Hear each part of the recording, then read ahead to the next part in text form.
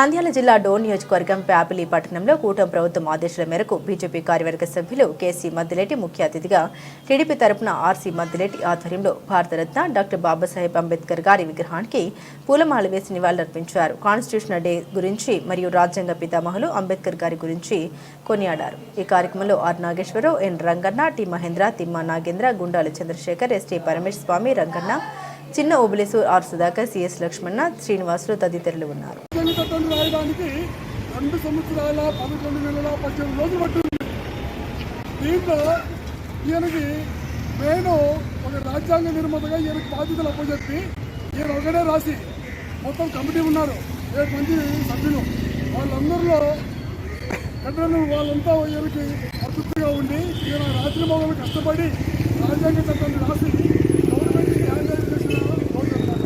కాబట్టి ఈ కార్యక్రమానికి మనకి ముఖ్య అతిథిగా మన కేసీ మద్దిలేటి గారు బీజేపీ రాష్ట్ర కార్యవర్గం చేసేటప్పుడు రావడము ఈరోజు మనకు చాలా సంతోషమైన దినము.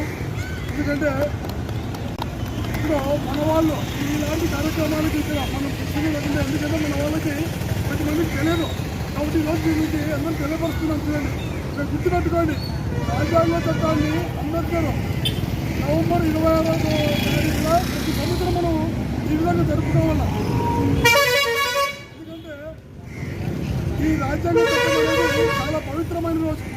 ఈ చట్టాన్ని ఈరోజు ఆయన ఏ విధంగా అయితే రాసినాడో ఆ దాని ప్రకారంగానే ఈరోజు నాయకులు పరిపాలిస్తున్నారు.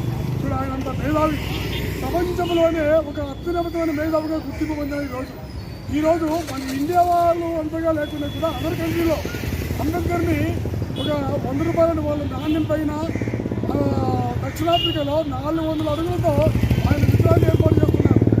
ఎంతో గొప్పది. కాబట్టి ఇలాంటి దినాన్ని అందరికీ వచ్చినటువంటి మన అంబేద్కర్ వారసులు, అంబేద్కర్ యొక్క కుటుంబ సభ్యులకి నేను అంబేద్కర్ కమిటీ తరఫున మీ అందరికీ చూసిన వెంటనే కార్యక్రమాలు వచ్చేందుకు చేతులెక్కి హృదయపూర్వక కృతజ్ఞతలు తెలియజేస్తున్నాను. ఇప్పుడు